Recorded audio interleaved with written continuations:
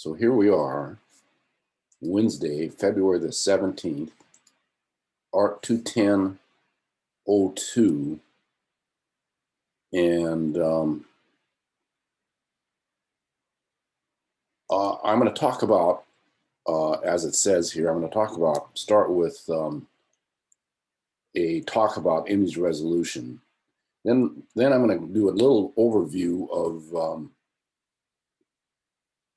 Photoshop again, so we make sure we're all on the same foot, and ask you questions if you have any issues. Well, let me ask questions right now. Anybody got any questions, issues going on out there? Not right in this second. Okay. And then we're going to do this tutorial, Venice tutorial number 4. So I wanted to start out with a banana and point some things out. Start out with this banana happens to be, if I go up to image size, and every time you open an image up, you'd want to check to make sure you understand what the image size is. So when you're pulling one image into another, you see why that gets bigger or smaller when one layer is on top of another. And we're going to go over that just to demonstrate, to make sure that everybody understands this. This image is 4 inches by 4 inches by 100. Resolution is 100. 72 is the standard screen resolution, or the base screen resolution when the computer screens were first created. And I think now, depending upon your screens, it could be a little higher. But I got this resolution at 100. And that means that if we look up close, that this image is, I get the pixel size. Here you can see the pixels. For every inch, there's 2 and 3 inches way up here. There's 100 pixels going this way and 100 pixels going that way. That's what that means. And this, when I scroll down like this, is not making the image any smaller, because we know it is image size is 4 by 4 by 100. And that's the only place you're going to find out the actual physical size of the image, because if you look at the rulers here, when I scroll up, those rulers get bigger. They scroll down, they get smaller. So you can't say from looking at your screen that that's an inch, because it's not. But from here to here is 4 inches. And why is it set up that way? Because the reason for that is that it's in ratio to screen resolution. So I go down to the bottom of my screen, and I can see a percentage right here. And this percentage is the percentage of screen resolution. So that's 148%. If I go down here and make that 100%, then that is 1-to-1 to screen resolution. So that's not like you go to the Xerox show and say, I want this 100%, which would be the same size of the piece of paper. Well, this is 100% in ratio to your screen resolution. And so it's really still 4 inches by 4 inches. So I want to go and see what double that, for keeping the size the same, 4 inches by 4 inches. This right up here is 4 inches by 200, doubles the size of that. So here you can see down in the bottom right hand corner, it's still screen resolution 1-to-1, 100%. But that's the size is still the same, image size, 4 by 4, but the resolution has been doubled. And so it looks like it's larger on the screen. If I go here and pull this out, you can see that if I was to drag this over, I'll do it, drag it over. It's exactly, because this is 100, this here is 100, put that back in the application frame so we can see the numbers up here. That's 100. When I drag it over, where is this? It is 1/4 of the size. Now it's 1/4 of the size because it's 2 200 pixels per inch this way and that way. So that'll divide that up into 4 quadrants. So that, again, that 100 there is, this is 4 inches by 4 inches at 100 ratio to screen resolution, and the same physical size 4 by 4 is over here, but it's 200 pixels, the resolution. So it's going to be the size of it on your screen at 100% is going to be twice as big, which will allow, because of the pixels go this way and that way, will allow 4 quadrants to happen. So if we go up here to go 800 by 100, it is image size 8 by 8 by 100. And I'm going to take that and just to see, demonstrate it, I'm going to go back to that number, that original we started with, and I'll drag this over. This is 4 by 4 by 100. This is, I'm dragging in 8 by 8 by 100, so it should go just exactly fit into that quadrant, which it does, because this is twice as big, but the resolution is the same. So you can see it's you can see the logic of this, and recognizing that it is confusing, but you can see the logic of it occur. So if I go up to 8 by 8 by 200, it's going to look like this. That is our 4 by 4 by 200 right here. And it's, so you're going to get 4 of these quadrants. So I'm going to go by 8 by 8 by 200. I'm going to go back to my original, and I'm going to bring this over. I've got to make this, to make this equal, you see this is 100%. I've got to come over here and make this 100% so we can see it come over without the screen resolution being different. So I'm going to come over here and say, I can almost, you can see it right there. It's going to be exactly the same. So 100 is going into 200, half as much. And so this is, that would be that first 4 by 4 by 200. That right there is this quadrant. And I'm keeping everything here. I'm going to put this back up to 100%. Now this is big because my application window can't go 8 by 8. So you understand how those ratios work. You have 3 ratios. You got resolution, size, and ratio to screen resolution. And they all work together, and depending upon your size of depending upon whatever the resolution, whatever the size, is going to make them appear to be different. And you can only know exactly what you're doing here if you go up to image size and look at it, 8 by 8 by 200.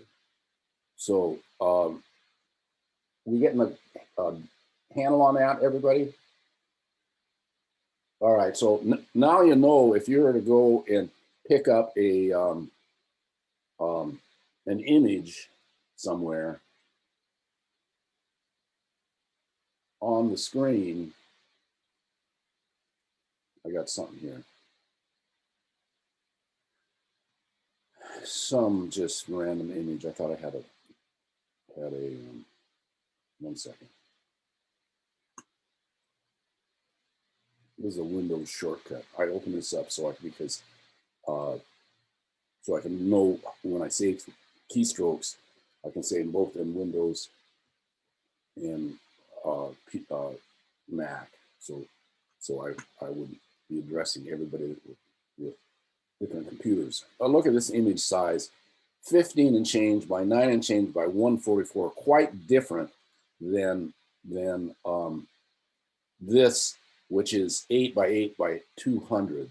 So when I bring this over, it's going to fit into not only the ratio of 200 pixels per inch. This is smaller, but the size is larger. So it's going to fit in the difference between 144 and 200 and the difference between 16, almost 16 inches and 8. So I pull this over. Once you know that, you know that, oh, I understand why that looks like that, rather than just fit into the window. That's the point of what I'm trying to get at here, is that if you understand your image that you're going to pull into your target, the ratio, both size and resolution, you will understand why it comes in really small or why it comes in really big. And we needed to know that for, what are we working on for the poem illustration grid project. Are we working on that, everybody? Oh, does anybody have it? Has anybody submitted it? Nobody? Okay. Because if you submitted it, we could look at it. Anyway, to finish this up, and then I'll come back to that. I have image size here, this dialog box. I'm going to go to something I can see that will fit in the screen. Image size. So I have this dialog box where I can change the resolution. I can resample it. This link here is linking everything. So if I want to make this 100, lower the resolution, the size of it is going to double because I lowered the resolution by half. So the size of it doubles. Makes sense? With these linked together. So if I go back and go again, go back to what I named it, 4x4 by 200. I go back to 200 here, 200. It goes to 4x4. If I go up here and go 8, it goes back to 100. So you can see, because they're all linked. So the ratio is working together because they're all linked. So I'm going to go in and go back to 4. That's what I started with. And I'm going to resample this. And now with that unlinked, I can go back here and go back to 100. And it will get smaller, eliminating size and resolution to be 4x4. So now instead of 4x4 by 200, it'll be 4x4 by 100 because I've reduced it by clicking that link off. I'm going to reset that. Reset. Again, if I link these together, these are going to go in proportion to each other. If I click that off, I can up the resolution, I can lower the resolution, I can change the image size, but because these are linked, that changes the image size, and independent of the resolution. This could be, I could make that 300, and the image size would be 300. You see that jump up because it's in ratio again to this this screen resolution within this window. So that's why it looks like it's getting bigger, but it's all determined on these boxes. 200. I'm going to go back to I'll reset this and go back to my starting point. Now the other thing I can do is click this off, click that off. I can click that off. Now everything is independent of each other. Let's say I'll leave this resolution at 200, but I want to show you what happens here. So there I click that off and it's independent of each other. So that's going to stretch the canvas. So I go, okay. And that's what I got. You can see the canvas is stretched that way. So we don't, unless, probably you're not going to want to do that. The way to change your image size, most often you'll want to do this because that'll keep the size and resolution linked together. Or that, oh, wait a minute, I want to make that link. So these will keep together in proportion. If I wanted to make my image larger, but keep the resolution the same and not distort the image, I got to go somewhere else. And this is where you go. Image, canvas size, 4x4. Okay, I want to make this, note my background color is red. I want to make this 8 by 8. And I can make the center of the image, which is that's the center. I can put it anywhere I want. I'll leave it in the center so it'll end up with a red background right there, border around it. Go, okay. So there you go. That's twice as big image size, 8x8, but my original is floating at 4x4. So that makes sense to everybody, right? Yes. Okay. So I'm going to go here and just do a kind of a, there I put that inadvertently in these buttons here on the side. Pick that up and pull that out. We understand we want to have channels and layers on the screen at all times, and I can float these around. I can move these make the boxes bigger or smaller by that little bar at the bottom, and I can move them around with grabbing at the top. I can close it with the X. I can go up here and see how on all of these floating windows, there's a flyout here that has all this information. That's to do with the layers. So you can go up here and access that all. Or I can go up here and do it up here, layers, do all of that. Same thing occurs up there, occurs here, right? And we know that Windows is where all our floating palettes go, and we want to have channels, layers, application frame, options, tools on the screen at all time. And this here, that's here is the same as these tabs up there, Windows. And I wanted to do one other thing because I had an issue with delete last class. I'm gonna go and dump this, dump that, and I'm gonna command delete fills with a foreground color. I'm gonna go nuke layer, option delete. Note my foreground color is green. Option delete fills with command delete fills with a background color. Option delete fills with foreground color. Or I'll make another layer, and I'll go up here and get another color. I got dark blue.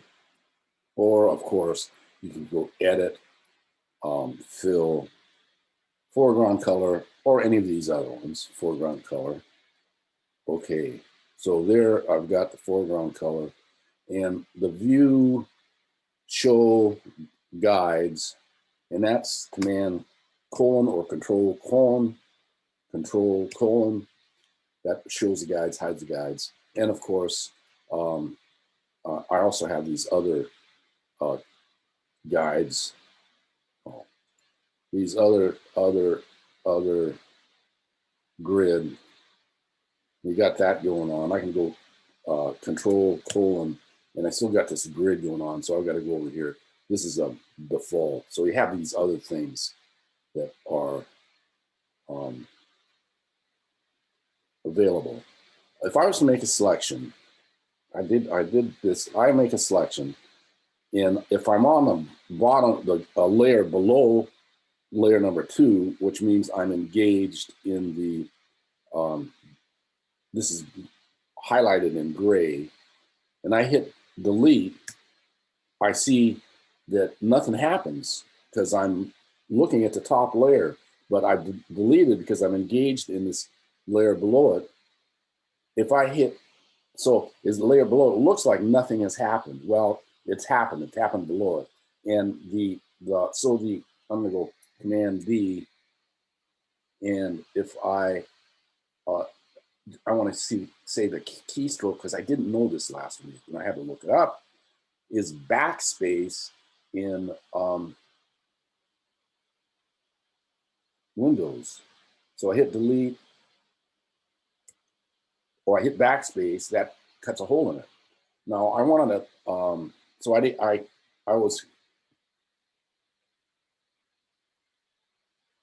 got stuck last week, and I think that the issue is because of the backspace.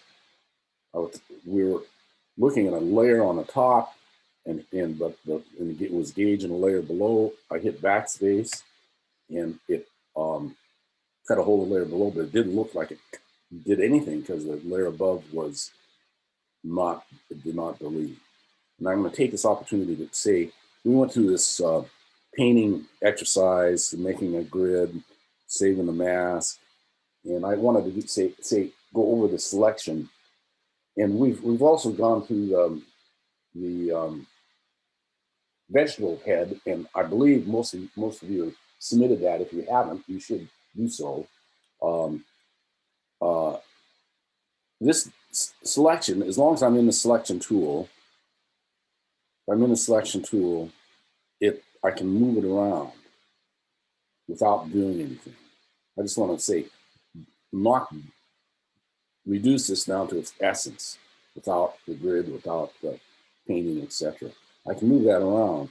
Now, if I go to the move tool, it's going to pick that up. It's going to show what's underneath it. Well, no, it isn't. I'm moving this purple thing around, but it's floating it. I'm going to do that. I'm going to go Command D or click off of it. If I click off of it, nothing's going to happen. If I'm in my selection tool, click off of it, it'll deselect it. If I go down here and look at this, and it'll look better here. I go and I pick this up. I go to the move tool, and I'm in the selection tool. I make a selection. I can move the selection around. But if I go to the move tool and I grab that, that's predictable. I'm now moving a green rectangle around, and it's the layer below it is red. So this is a hole, and that's floating around. And I go Command D, and it pastes it down from the move tool. All right, I'm going to come back up here. I'm just going the basic things, the basic elements of a selection, any selection. These selections, these selections, these selections. If I hit delete, I'm engaging on top, that's going to cut a hole in it. If I hit Control D, Command D, if I go and edit, fill background color because it's red, okay, that fills it. So there's only three things the selection does: moves, deletes, or fills, and that's all selections do. In addition to that, if I was to go away and wanted to save a complex selection as a mask, I could go select, save selection. Okay, and you'd see it'd show up in the, then I could go Command D, it'd show up in a channels box. There it is. That's it in black, just looking at the channel. And as you remember, we can go and add to this channel by just being engaged into it, select, save selection, pick the channel, mask, add this selection. Okay, we did all that. We know how to do all that. So now if I go up to, if I go to the background color and I select load selection, it's a mask, okay, and I hit a backspace, it comes up, this dialog comes up because there's nothing under this background. There's nothing under it. So I got to pick what I want to fill it with. There's nothing under it. So I'll fill it with black. Okay, and that's all it does. Now I'm going to go Command Z, and I'm going to come up here to the blue layer number 2, and I'll move this. And of course, you know, because I'm on this layer, when I delete it, it's going to show these two layers. So again, delete, and it's showing that layer and that layer. Command D. Now I'm going to come down here and go, and this is background and it's locked. And when I go hit delete, it's going to ask me to fill it. I got to do something to make a decision because there's nothing underneath it. Unless I double click on that and go, okay, now it's layer 0. Now when I make that selection and delete, it deletes to transparency because I've unlocked it and made it a layer. So it's floating on transparency. And that's kind of new. I don't think I've explained that. but I wanted to explain this a little bit in depth, just so you had a review, and added that what I just did was a new, why is it working this way versus making me edit, fill, and it's because if the background layer is locked and there's nothing underneath it. When I make it the layer number 0, there's transparency underneath it, and that's what it looks like, transparency. So here we are, ready to say, any questions, anybody? Is everybody understanding this? Thank you for being here, the people that are here, and showing your thumbs up and their faces, so I can have a human connection instead of me just talking to red squares and green squares. So I appreciate that. Now, let's go and let's get rid of this.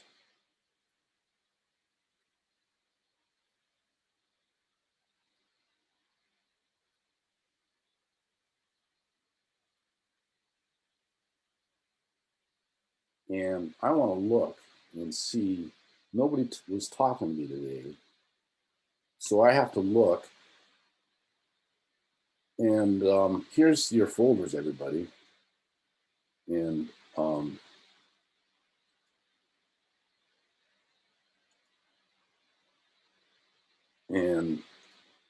not going to point anything out, but I want to see, these are the painting things, yes.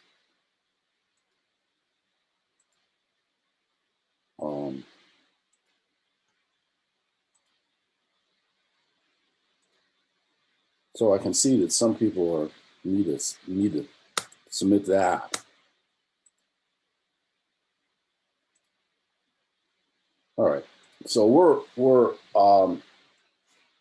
I have two classes, two sections of this class, and my other section I had a few students that submitted what in advance, submitted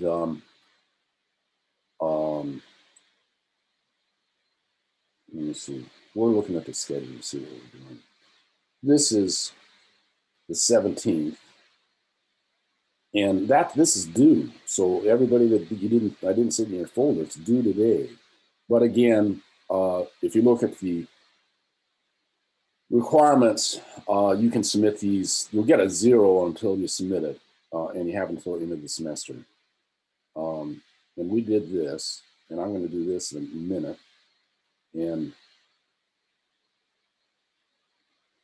that the project, does anybody have any questions on, oh, I know what I want to say here. I want to, because I used students' projects in the past, but I'm going to have to use my own here. And I use the students because I don't have one here that is not finished. But I want to add a couple of different, oh, I can do it to this. This is the painting project, but of course, what we want to do is do a poem, and there's a poem, and I want to add two techniques, requirements, and I'll put these requirements in the email that I send you when I send you the video link. Now, let me focus.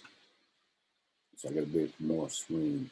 So here is an image. This happens to be flattened, unfortunately, but here is an image of fire, ice and fire. And I've used a mask to cut it out. And I've also used here layer styles and filters. So I'm going to ask you to use layer styles and filters. So I want to demonstrate it over here, thinking this is the poem. This is our original, but it has all the elements. It has two layers. It has this mask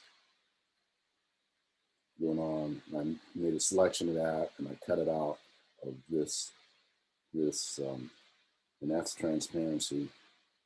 That's the background. We understand all that because we did it, right? So what I wanted to introduce is to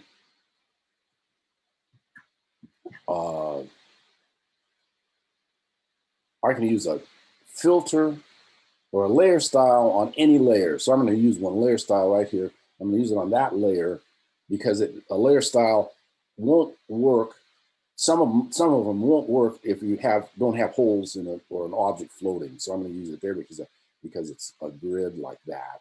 So I'm going to go layer, and I have all these layer styles. So this is new. All of this stuff is great fun, and I'd like you to experiment with it and use one of these, many of these, some of these in your image, in your images as we go forward.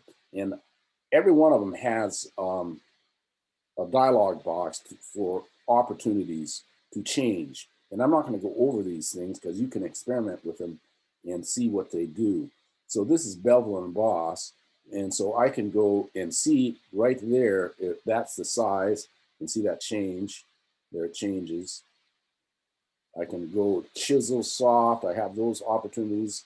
I'm going to go chisel hard so you can see it. An outer bevel or inner bevel, different opportunities there. And then I have the angles, and you can see them change. And it's this edge contour, which there's a whole bunch of stuff there. And these are, and you can make it custom. And here's our different modes we haven't addressed, but we are coming up soon.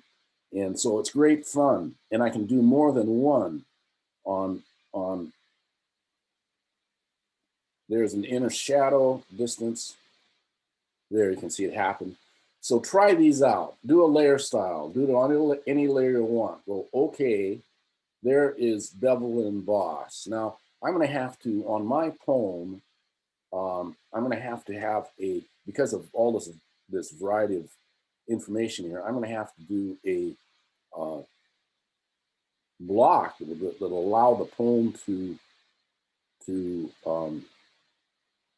read. So I'm going to go over here and I'm going to pick, what am I going to pick? I'll pick white, just to be simple. Edit, fill, foreground color is white. Okay. There is the white color. Oops, I want to, the problem here is that I pasted it on its own layer, and it's that is making this kind of artifact happen because of this layer styles. Command Z, so I'm going to do this better by making a new layer. And now I'm on a top layer, and I'm going to go Option Delete, and I've got it floating. Below it is all my layer styles. And oh, by the way, if I want to change these layer styles, all I have to do is click on the word, and I can change them. Inner glow, not outer glow. Inner glow. Fill opacity. Okay, well, there I just changed it. And go okay. So I have the opportunity to change these by clicking on it, and it gives this dialog box up again, comes up again. So it isn't finished until I flatten it. Here's my layer, and what I want to do is go get my poem, and I'm gonna have to go and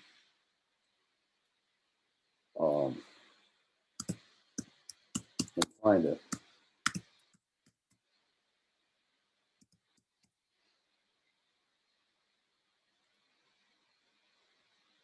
And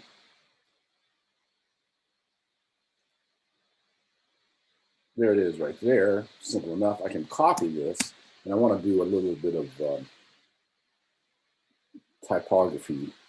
If I go into my text tool, I copy that, and I go to horizontal text tool, and you can see that this poem has returns in it. There's a return here. So that's going to come in. If there's no returns, it's going to be one line, but this is going to come in. I Command C, and this is a default lorem ipsum. And I'm going to go, and I can't, by the way, no, I can't get that to come up. All right, Command V, there's the poem. There's a poem. And the problem here is that it's white. So I got to go to the text tool, highlight it, go to put my cursor in here, the Command A, highlight it, and I can change the the color right up here to ice. Okay, there's the poem. Now I can change the font here to anything I want. American typewriter, regular, weight, bold. So these are font families. These are different fonts, and here in the family of the font is right here. Bold, and the point size is right here. There it fits into that square, but I like the letting, the space between the lines to be greater, so I'm gonna have to go to window, window character. I got character right here, window and paragraph. This is like Word, probably everybody knows Word. So there's my orientation. Flush left, rag right, and I can go and move it.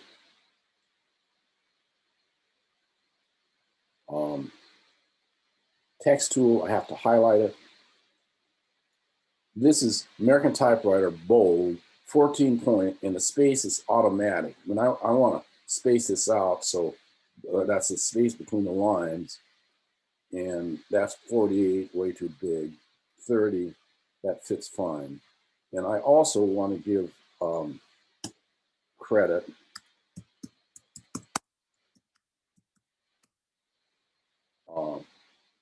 And there I have something that works, pretending that these images is fire and ice. That's something that works, except for my box isn't quite big enough. So I'm going to go back down to the box, and I'll just simply go edit, transform, distort. Scale will make it go up in all directions. Distort allows me to go and pull that out. I'll hold my shift key down, I'll make sure that I can. Oh, it doesn't, it grabs it back. Can't hold my shift key down. All right. So there I made that white larger by going to, and I have to hit return to all transformations. I have to gauge and edit. Here's all the transformations: scale, rotate, skew, distort, and free transformation. And then we're going to look at these later on. Some of these are lots of fun. All right, so there I've got my type. Type is on its own layer, so I can make it, so I can enlarge it and make it smaller. Point size of type, it goes by points. Space between the lines goes by points. This is tracking or kerning. That's space between letters. And tracking, that's the length of the line. So here's, I'll just do this just so you can see it. Plus 10. There you see everything went out. And that's what, and so we really, for this, our instances in this class, only need to know about this. And of course, the paragraph orientation. But there's all kinds of other stuff that everything here is this stuff on here. We don't have to worry about that. All right, so now we want to do some filters. I'm going to do a filter on the box. I'm going to go to filter, and I have all of these default filters that come with Photoshop. Well, and the filter gallery does as well. Open that up. It's a whole entire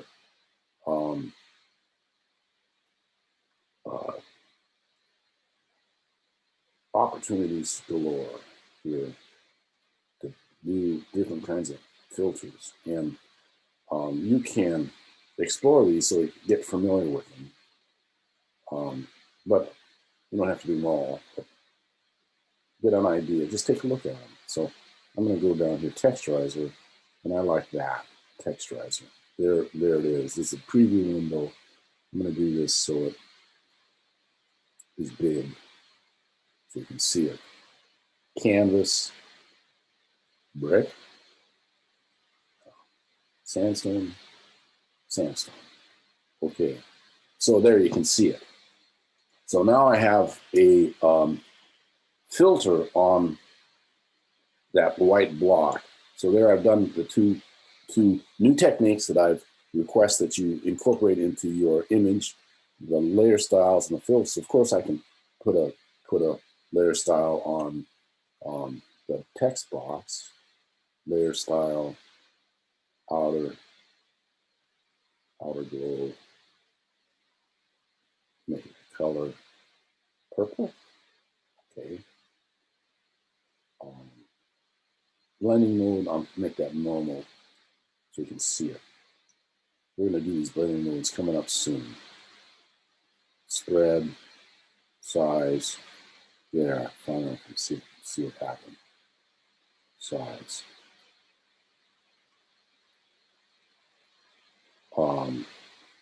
Opacity, 100%, just to be able to see it.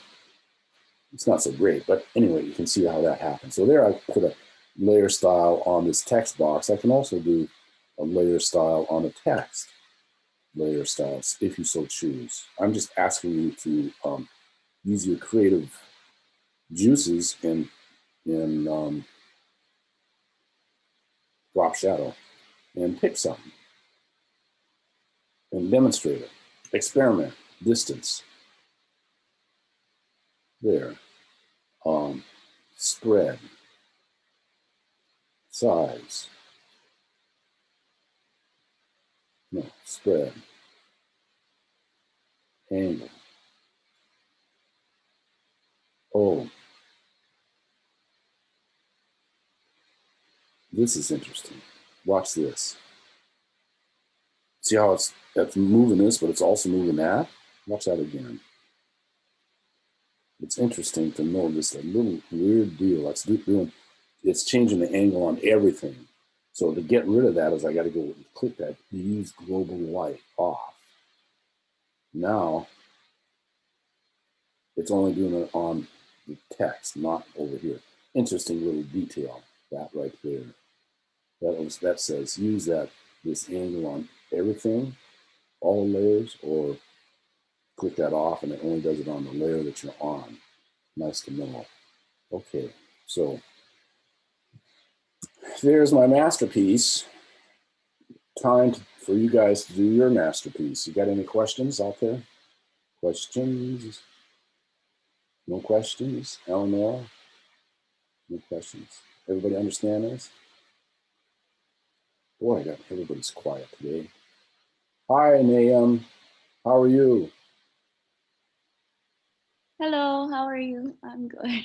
I'm good. Do you have any questions? Not really, but if I do, I could ask you while I'm doing it. Okay, good. All right. Thank you for speaking up. I appreciate that. All right. So we don't have any questions here. This is due next week.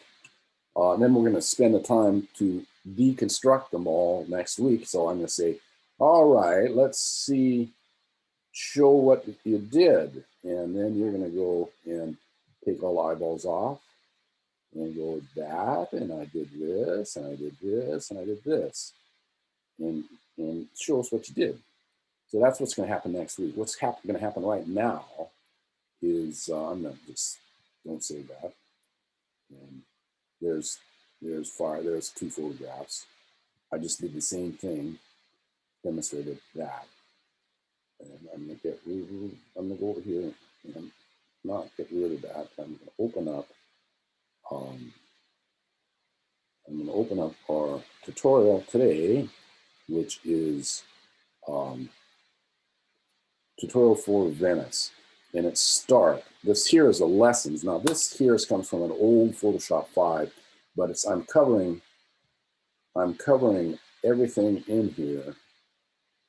I'm just glancing at it to remind me of what I'm going to do.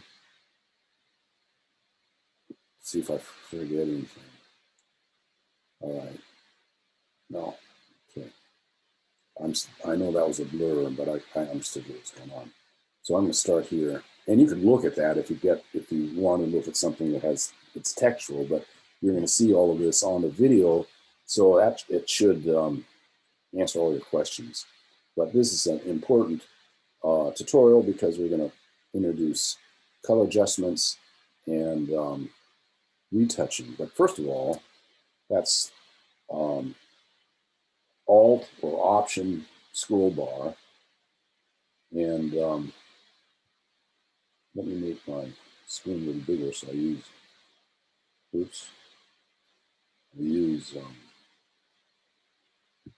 try to make it as big as I can. And I want to go over here to the crop tool. And this crop tool, you see when I click on it, it gets these handles here, but it also has this information up here, width and height and resolution. There's all these presets, and you can use those presets when you need to, but right now I don't want to use any presets. This image happens to be image size 5 by 7 by 72, so we know that. And when I crop this, it's going to be low. The resolution will remain the same, but the size will be different because I'm cropping the black out. And so here I'm engaged in it, and I want to go down here and get all that black out. And so I grab this, and that's moving the image into the crop. And so I've got that all set up, and I bring that down, bring this up, and it's not cropped until I hit return. I want to make sure I get all black out.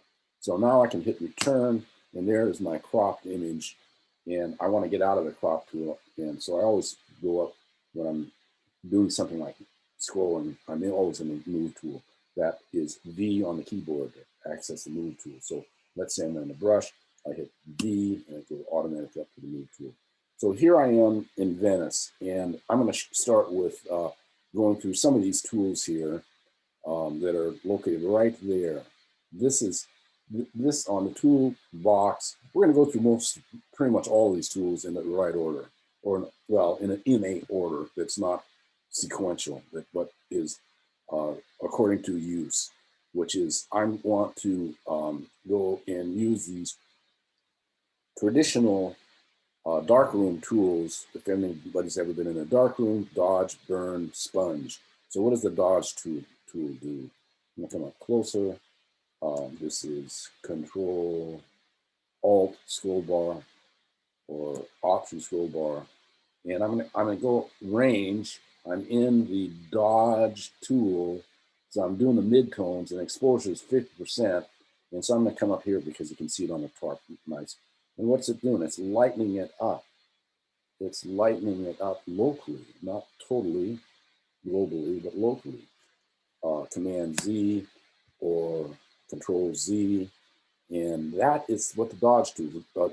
Using these presets up here, you can change. This is the burn tool, and what is that going to do? That's going to darken it. And then I'm got the midtones from the 50%. Command Z, simple enough. And what does this do here? It's a sponge tool. Well, that is going to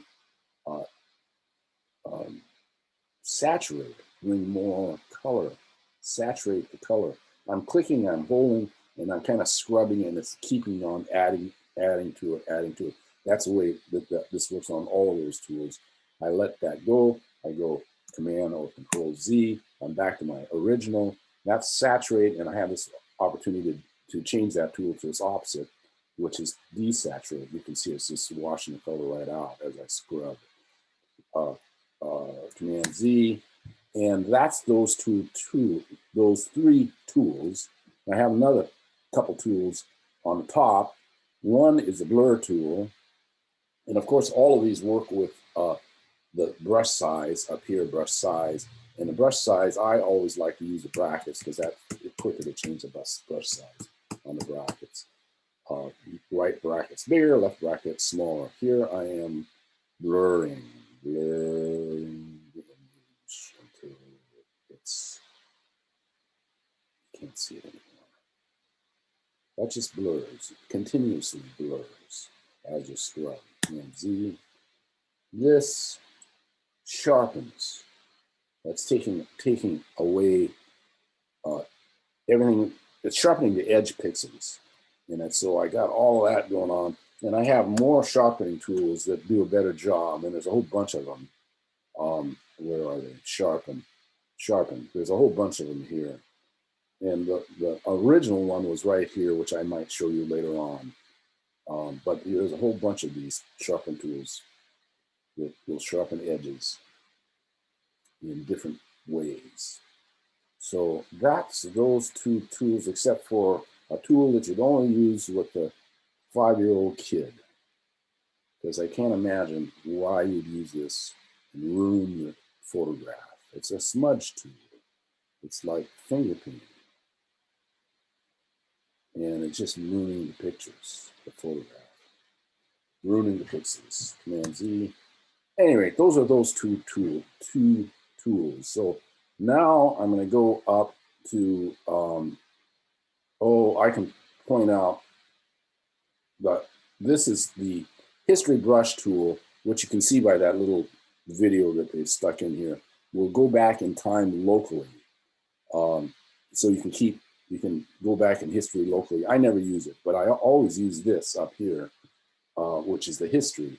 So here's the crop. If I click on that, it'll go back and show the black edge around it, pre-cropped. And here's the blur tool. What I did, and I'm coming back. I was there, and I went Command Z, and I went one back. But when you do a whole bunch of stuff, we'll do that, and I'll show you how that lines up, or you may already know. So the next thing I want to do is look at Venice and say, it needs some color correction. So this is one of the main features of Photoshop is, and I'm talking about image. So I'm going to go to the image up here for the pull down, and I'm going to see I have all of these presets. And we talked about image size, and we talked about canvas size. And here's image rotation and some other stuff going on. That is a funny, old, very early dialog box that allowed you to composite one image to another on different files. And it's still hanging around, but it'll be, there's no reason to use it now, because we can do this really easily, compositing. So anyway, I don't know why I didn't mention that, but that's what it is. Here is what we really want to mention. Is these opportunities for color adjustment. These bars separate these in groups. The most important group is the top, and the most important in the top group is levels and curves. Both the levels and curves relate to these in different ways. So if you learn about these and use these first, in fact, whenever you're doing any kind of color adjustment, you want to go first to levels and curves. And so I'm going to start out with levels. And here is an explanation of levels. That's Control Command L will bring this dialog box up. And this is the histogram of the pixel depth. And the pixel depth is image mode. Image mode is 8-bit, and that allows us to do color correction in Photoshop. If I go to more information, more pixel depth, it will knock off the kind of much of the features of Photoshop. But these are here, so if you're a professional photographer, I think we've got some here, and you're doing big format photography, you might want to keep your images with more depth, pixel depth, and indeed, I'm going to before the class is out, semester's out, I'm going to hit on how Lightroom works. So because that's where you want to do a lot of this stuff. Because and here's the reason why: image adjustment levels. When I come over here and take a look at this histogram here, I have the whitest white, the blackest black, and the mid-tone, and they go by color. So this is 255 is white, 0 is black. If I go to the color picker and I look at this, there is white and it's 255. And down here is 0 and it's black. So they correlate. Image, let me do the keystroke. Command Control L. There is levels, and I want to make this not so dull, and I'm going to do that by clipping the darkest to make the darkest. There's this where it starts. So that down here is starting to get black. You can see it get darker, and up here is in the sky. You're going to see it get whiter. and I can pick that, or that, well, that'll be in curves. You will see that in curves. So there I go, and what I've done here is I've clipped this space, which there was no color, nor here. Maybe there's a little shade right there. I clip that, and I go okay, and there you can see the contrast increased, but also the histogram got a bunch of valleys in it. It got broken up. Now, on a glance, you're not going to notice that. But if you do this over and over again, you're going to start to eliminate information. In Lightroom, if you're doing this in Lightroom for the photographers, you don't lose this information. That's what makes Lightroom better for high-end photography. You do this color correction in there, and you'll still keep that histogram. And maybe we'll go there and see that work later on. But here is a good place to learn how to do that. So there I've got a completely full white, 100% white and 100% black, or the full range of light to dark on this histogram. So you know that's the input levels, and so you know what the output levels are. Well, here it is. I can make that darker, desaturated, or darker and lighter. And why would you ever use that? Well, it may be that coming down here, for example, I make a selection because I can do any kind of color adjustment within selections and not globally. So I'm going to go Command L, and I will say I want to put some type on this right over that white block and still see the photograph below it. Well, that would be one way to use that output. Command D. Now I can put type. Well, now I'm going to go back here and go to Windows and back up and go to histories, and then take it back here so you can see the histories going right to there. There I am. If I go one more, there I'm back to the beginning where I have not corrected it. I'm doing that so that to show you a couple more things and show you curves. Command L. I've got some presets here that are what I did here was all by eye, my decision. These are presets that have come with the program. That's the blackest black right there. Also, I click there. And this is the whitest white, the sky. I click there. And you can see it looks pretty good. And that's the mid-tone. That's the right there. It's called gamma. And I'll click on the mid-tone. And there I've done those presets, and it works pretty well. Well, and you can see the histogram is different as well. Some of these gaps don't go all the way to the bottom. So that's a pretty good solution there. But I suggest that you do it manually so you can see how it works for yourself rather than just use these presets, because they don't work 100% on every image. So I'm going to hit reset. That would be Option or Alt and reset, just so I don't have to go back to histories and go undo.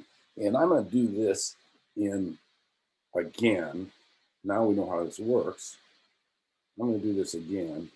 I'm going to say, all right, that's looking pretty good right there, except for it's too red. You can see it. It needs to be bluer in here. So I'm going to go up to one of the channels, and I'm going to go, well, okay, red. Let's go. So now I'm in the red channel. I'm working on that channel right there. It says red. And when I'm doing it on a channel, I'm going to always want to go to the mid-tone right here and not the blackest black, blackest whitest white, because I want to do the mid-tone equally, the information equally going that way and equally going this way. So I'll start with a mid-tone, and I'll say, and I'm not quite sure where to go, but I'm going to find out here in a few minutes. Oh, if I went there, it's the wrong way. Got to go over here this way. Oh, blue. Yeah. Oh, that's pretty good. That's pretty good. Oh, makes me feel like I want to say something, express something like, ooh.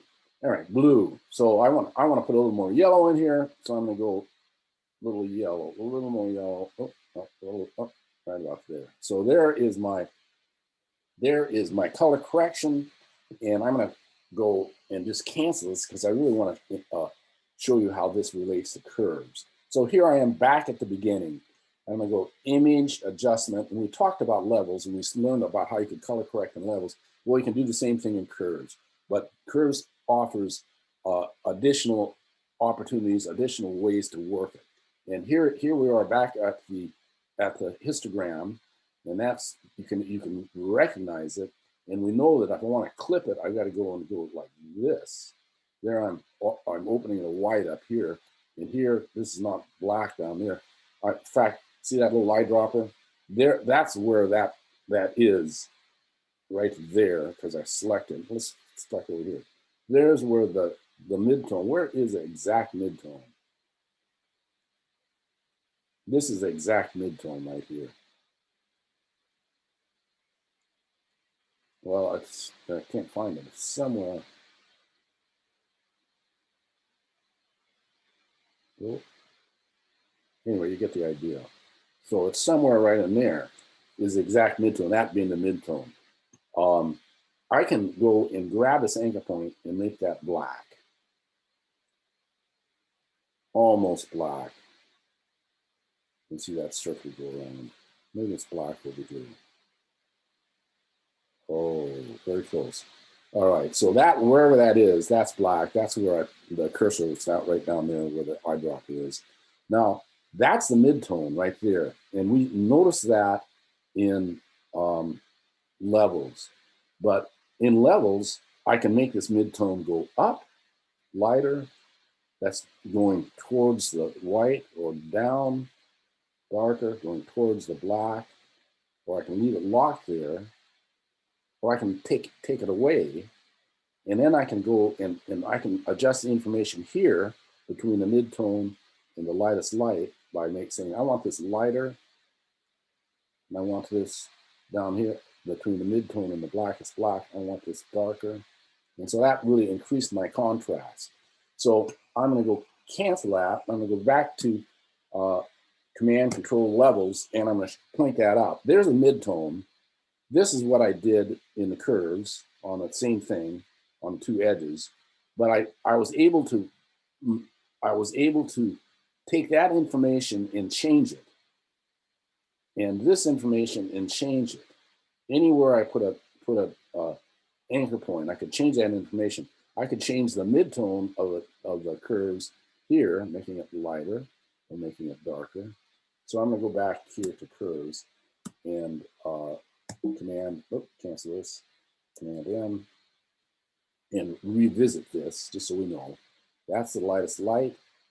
That's the blackest black. That's the midtone. And I want to make this, let's say I want to keep the midtone dark, but I want to lighten the sky up. And there's where the sky is. You can see the circle. I want to darken this. So I'm going to grab and put another anchor point here and take this down, and there I am. Make sense to everybody? Do I get a yes, please? Okay, great. Thank you. All right, so that's curves. Now, the problem here is I'm going to go Option reset this, and I'm going to do the same thing, the color correction here, and the color correction here. And that's what I want to do. And I'm going to go make it a little more contrasty. This is usually what you do with curves. That's its standard. Make a little more contrast. And I say, oh, I still got too much red here. So I'm going to go to green. Why I'm going to pick green? I'll see what I'm going to take the midtone of the green, and boy, that added green. That added magenta. There, I took the magenta out and I put some green. But let's say I want to go blue. Again, I'm working on the blue channel right there, and I'm going to go from the midtone because I want to add equally this direction and that direction. And I'm going to add blue right there, and that's pretty good. And I'm going to go over here and go RGB and show channel overlays. So there's my channels. This is the composite channel. That's the green channel, and that's the blue channel. So there you can see how they're diverging from each other because I put these channel overlays on. That's just the composite. That's because I worked on the green and the blue, and you can see what I did. That's pretty neat to see that. All right. So you guys have to experiment with that. Oh, I want to show you one other thing. Control M, Command M. If you want to have some fun and make a psychedelic poster, this is how you do it.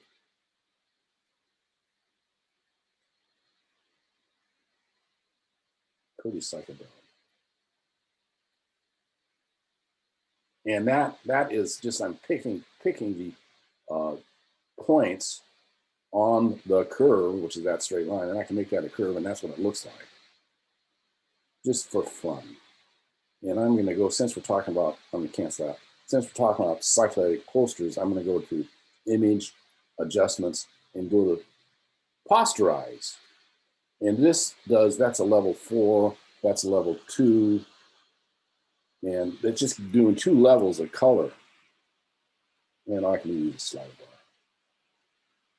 And that kind of makes there, somewhere in there kind of makes a nice poster-like effect. That's what that does. Cancel. Just an added value here. All right, so now we are at the stage where we're going to go and look at, I'm going to adjustments. We've done levels, we've done curves. Oh, hue saturation, color balance. Yes, this is very important because what we were doing in levels and curves, we can also do here, and this is a little, well, this works well, but what's really neat about this is that it shows you the relationship between red, what's on the opposite of red on the spectrum here is cyan. What's the opposite of green is magenta.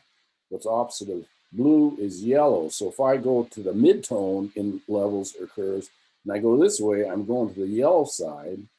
If I'm going this way, I'm going to the blue side. Same with magenta. Magenta, green. That's the center point. And there's my numbers going on up there. Cyan, red. So let's go here and see if that happens. Red, red, cyan. So you see how that works, right, everybody? Okay, so they're related. So if you want to graphically see this work, image, adjustment, color balance. And there we go. You can do the midtones, shadows, highlights. Good to know. Cancel. I'm going to do one other thing here. Image adjustment. So here we talked about levels, curves, color balance. We'll get back to that.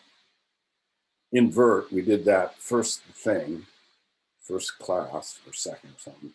And I'm going to go down to the bottom. All these things do stuff.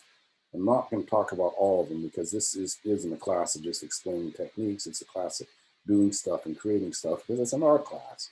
But you got to know enough techniques to be able to do the work you want to do, and also have the courage to explore all of this yourself, because you can look this up. If I don't mention it, you can go go to the web and say, ask what does HDR toning mean, and it will tell you. But let's go to replace color. So let's say I'm a fashion designer and I got a dress going on. I'm making this selection just to select that color, not the rest of the entire thing. So I'm localizing my selection so it's not global. And let's say this was a fabric that I wanted the fabric to look like it does, but the color to change. And so what I mean is that it's light, dark, mid-tone, light, dark. That stays, but the color changes. Here's where you do it. This would be great for if you had clothes and you're trying to sell clothes and you want to replace the color, because that's what this is going to do. I replace color. I got a fuzziness value here that makes this in this window mask is really what it's doing. In this particular window, it's making a mask. And And I want to go and I want to add, I want to select a color. So I'm going to select, it's the first thing I want to do. And there I'm selecting that color and you see stuff moving around here. And here's where the hue changes, but I want to open this up a little bit with this. And then I can see right down here, I wish this window was bigger, but it's not. See right down here, I want to add to that. So I'm going to come down and I can add to it right here, or I can add to it right here. You can see that work. And we'll see what that changes. I'm going to change the hue. I can go to the color picker here or just do the sliding bar. There's green. All right, it's working. I'm going to add to it.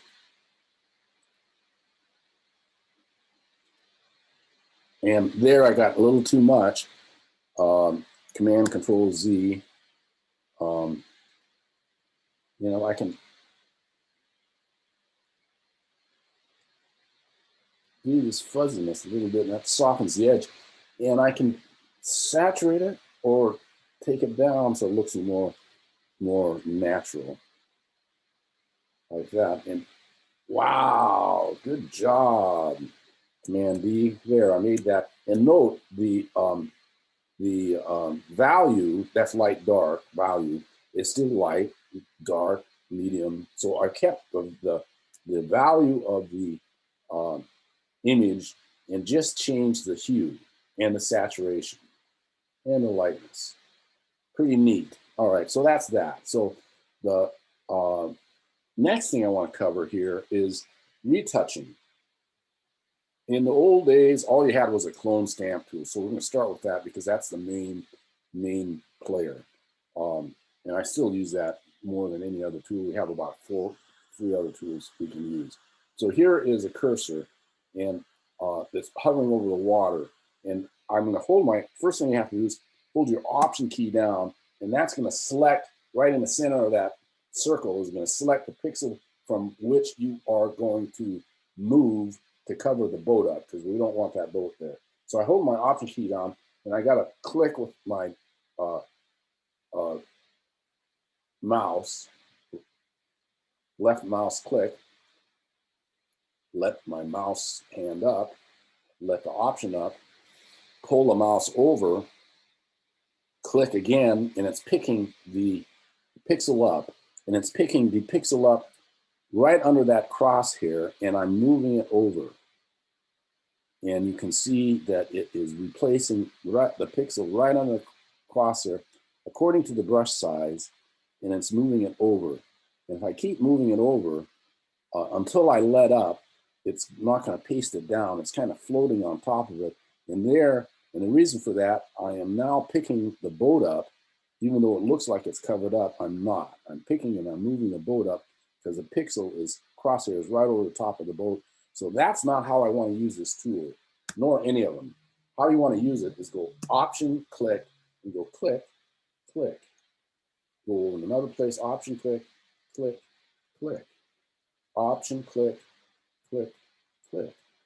You want to random move these pixels over to the target so that it doesn't show your hand. If you click and drag, like I demonstrated the first instance, you're going to make what looks like a lawn mowing streak, and that's going to look artificial.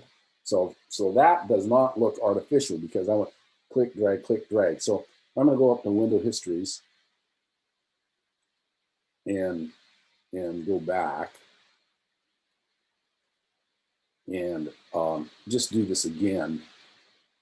Maybe I made this over because I use it again. Do this again. I'll do a bigger brush. Option, click. Option, click. Option, click. Option, click. So you can make a bigger brush. Do a bigger brush, smaller brush. It works. Go back to the clone. Now I'm starting over again, and I'm going to use another tool.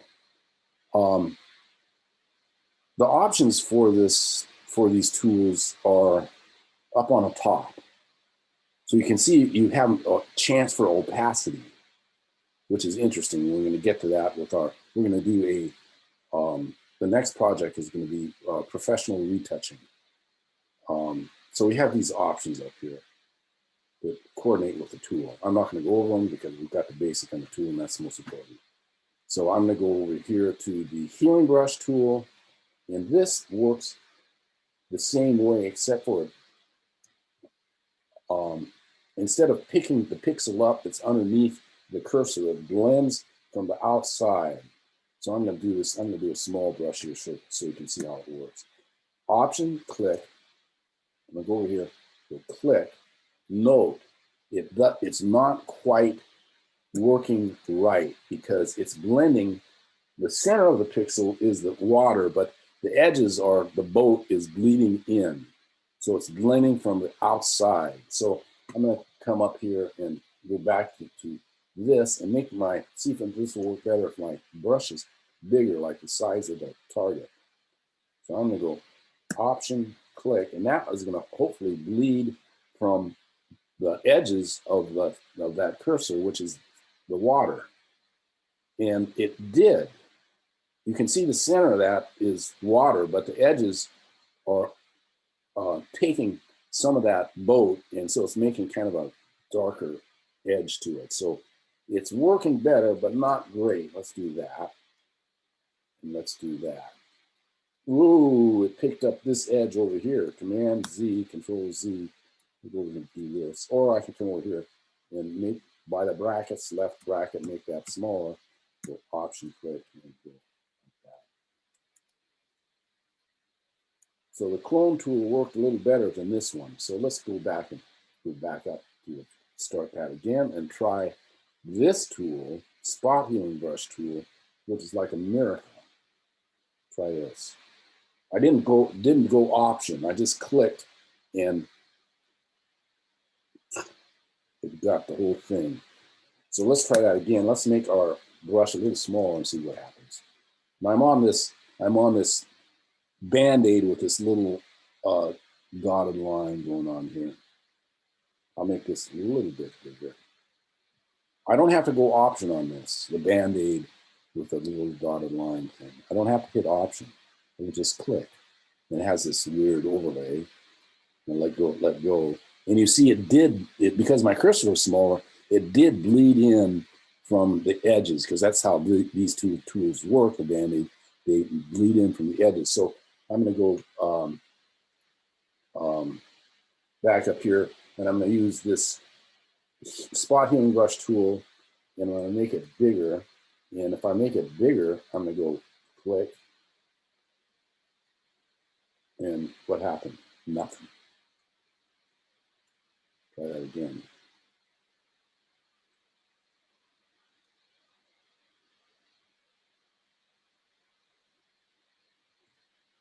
Well, it worked a minute ago.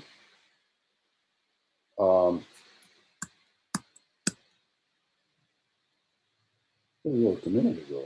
Why isn't it working now? Let's try the other one. Option, click. Oh, you know what I had going on here? I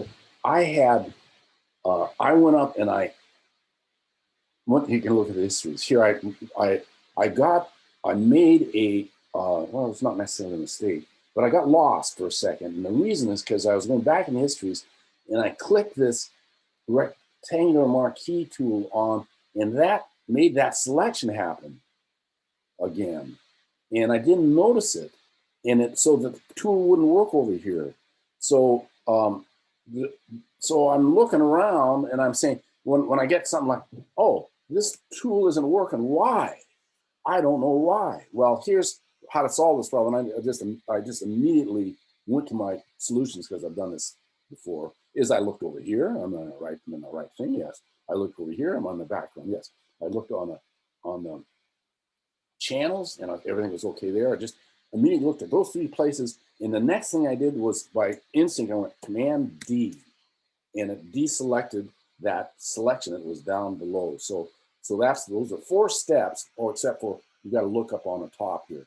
If you got something that doesn't work, like just happened to me, you look at the toolbox, you look at the channels, you look at the layers, you look up here at the options, and everything looks right. Then you go Control Command D, because you might have a selection going on and you don't know it. And it's exactly what happened to me right here. And it'll happen to you too. And so that was a good experience. So now I know that why this doesn't work. So I'm gonna go back to this, go Band-Aid. I don't need to go option. I just gotta go click, and I got this weird overlay shows up, and it's perfect. If it's not perfect, I'll do it again, get the edge. It's perfect. Very nice. So now I'm gonna go back to spot healing brush and get it back, not going to this rectangle marquee. And I'm going to do one more tool here, which is the patch tool. And which works sometimes. I'm going to take a patch here, and I'm going to move it down here to the water, that water. And there, it moved it up and covered it up, Command D. But the problem is there's a little bit of an edge here. So let's go back to my trusty rubber stamp tool and fix the edge. All right, that is the tools you will need for your next project. These really 1, 2, 3 tools.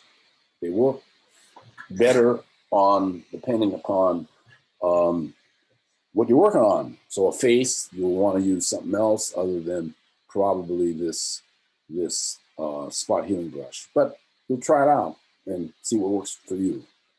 All right, so the last thing we're going to do here is put the sky, make the sky, clouds in the sky. So I'm going to go over here to my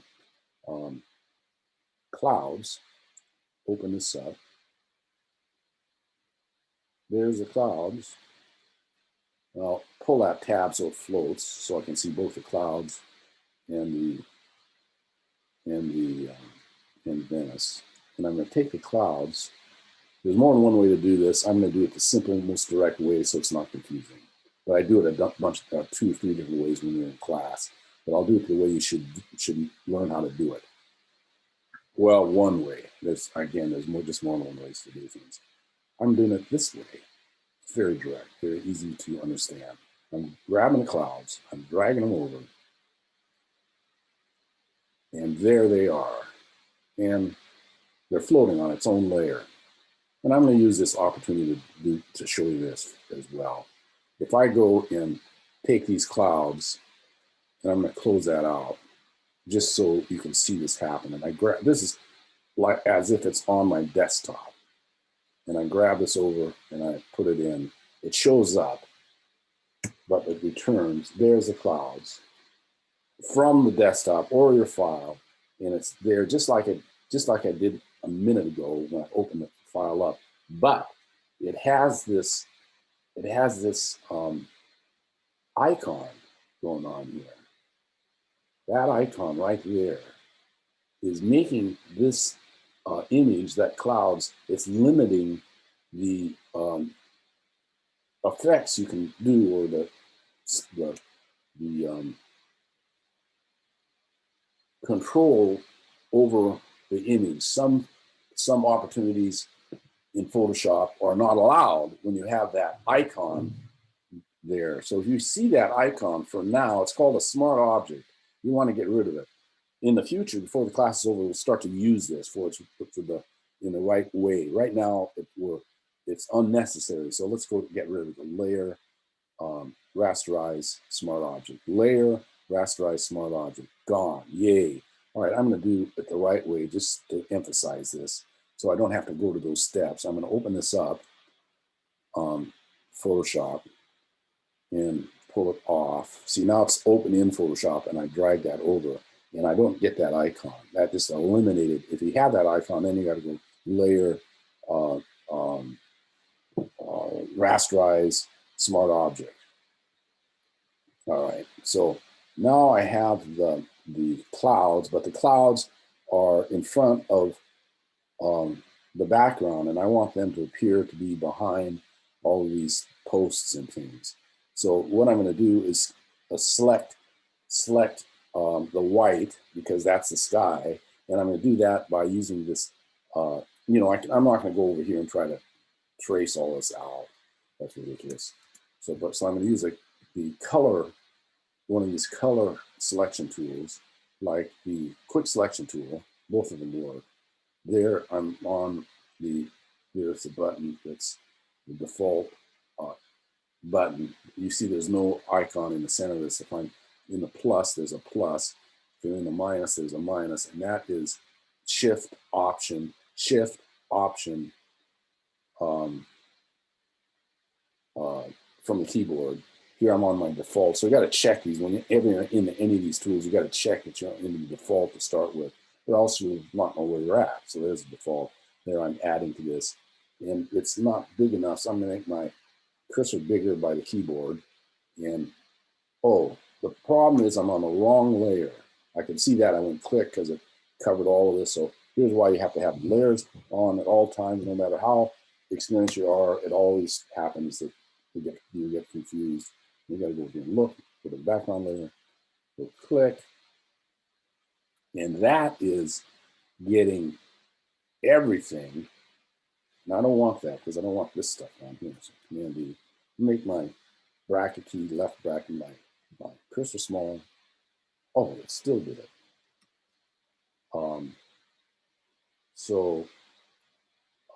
Make it smaller.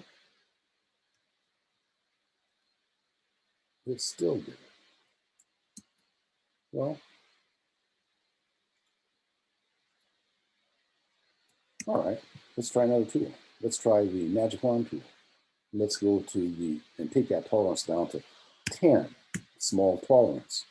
Beautiful. I can hold my shift key down, I can pick that up. Shift to add to that selection.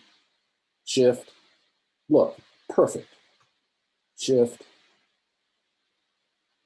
shift, shift. So it was the, this it may work for you, that quick selection tool may work for you, but it didn't work for me this time.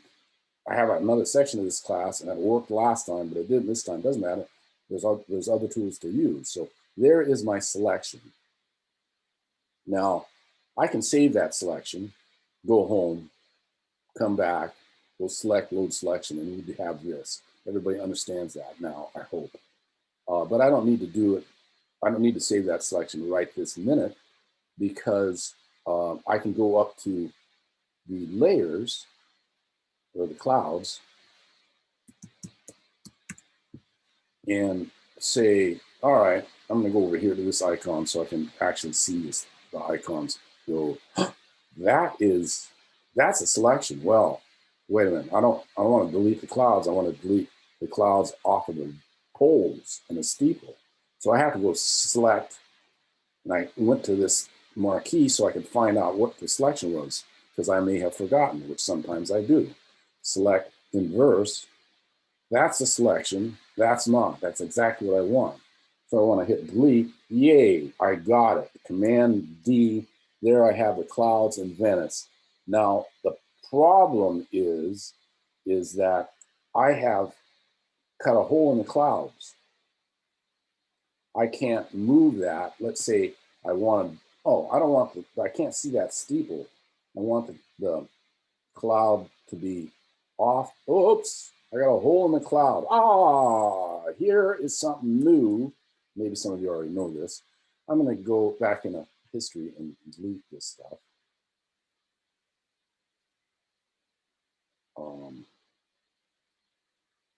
There is my selection.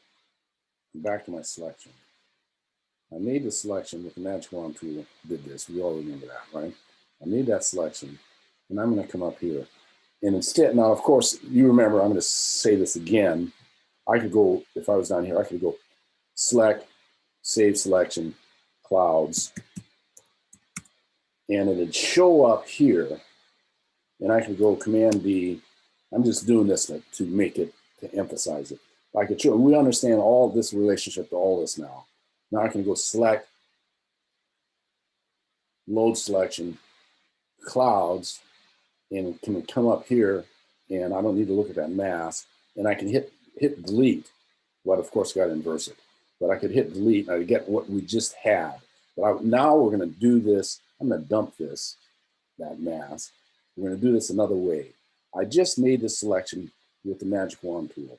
And I went up to the clouds and I'm going to go to, and this is new, layer, layer mask, reveal all. There is a mask. And I'm going to come up here and look at it. That right there says the frame. I'm working on the mask. Now I haven't done anything because I still got the selection going on. So it's empty. If I work over here and go click, that selection is on the image itself, and I hit delete, it's going to cut a hole in that. Well, I really don't want to cut a hole in it. I just want to put a mask and cover up the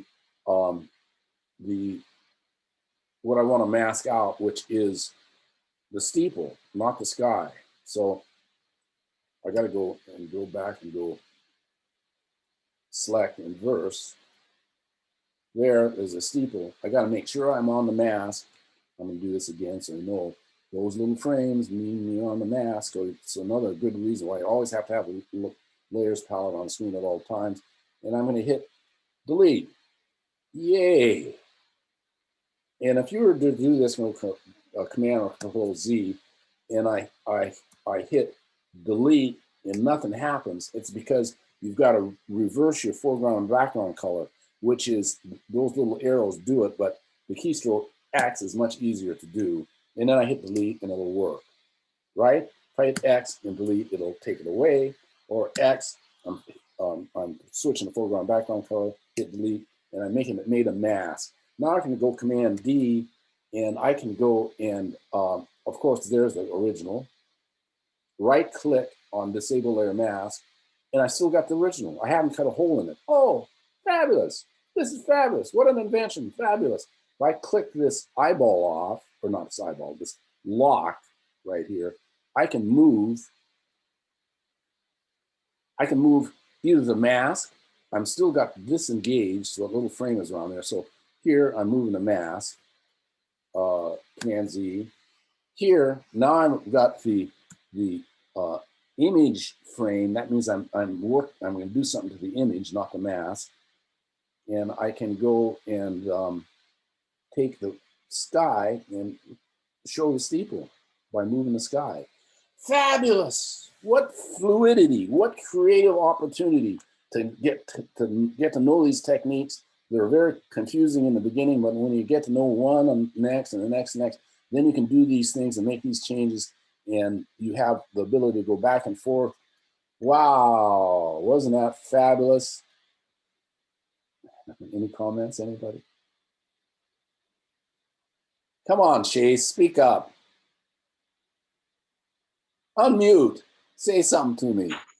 Wow. No, I'm just kidding. I'm sorry. Yeah. Thank you. You're welcome. Any questions? No, I don't think so. Jana, do you have any questions? I do not. Thank you for answering. Jenna, how are you today? I'm good. Everything's good. Everything's good? When did you go to Rome? I went to Rome last year. Oh, great time. You know, I went to Spain last year. That was the last time we got out. All right, folks. We did it. I have a question. Okay, good. So we have two things to do.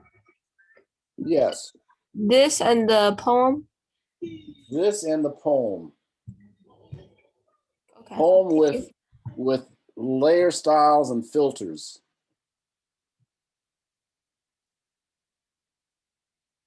You got it? I also have a question. Okay. With the poem, does it have to be adding on to what we did in our first tutorial, or can we make something similar but new and add the poem to that? No, I want you to, I'll give you exactly in words what I want to see, the criteria, and I'll tell it to you now, and I'll send it to you when I send you this video.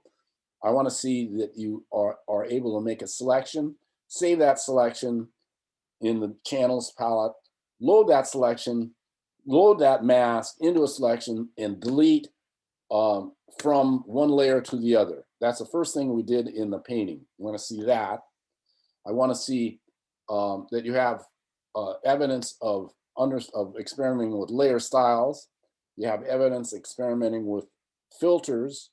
You have evidence with typography, and that you have given credit to the poem. And other than that, your composition can be what you want. Does that answer your question?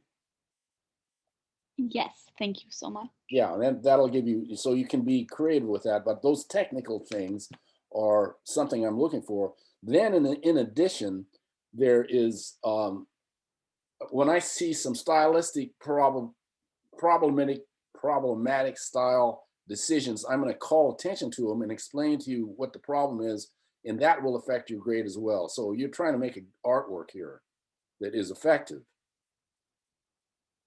And then I'm going to be the judge of it. So you can discuss with me if you agree or not agree, and I'm open to that discussion. But so that's the aesthetic side of it. Does that make sense to everybody?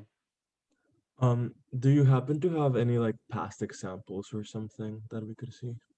Past examples? Yeah. How about present examples? That could work too. Because I have some, I have this other class that handed some stuff in. Oh.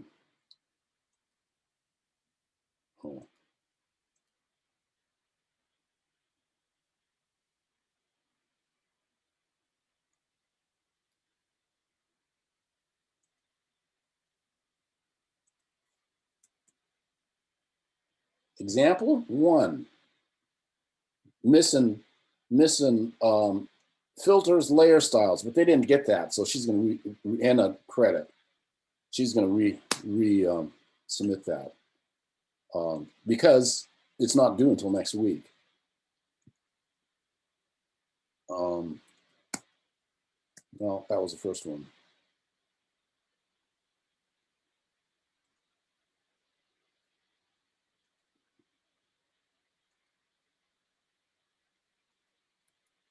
Example 2. Very nice. She got ahead of the game. She understood layer styles. And I think there's a missing just filters in this, but that's nice. Quite nice. I don't know about so much about why that has to be in the center, but that's all right. I wouldn't criticize that. It has to be something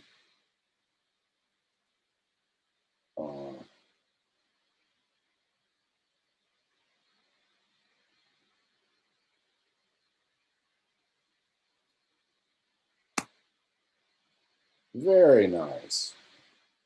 Very warped. This is something I didn't talk about, but an experimentation. There's filters going on there. Here's layer styles going on right here. And nice typography. Very nice.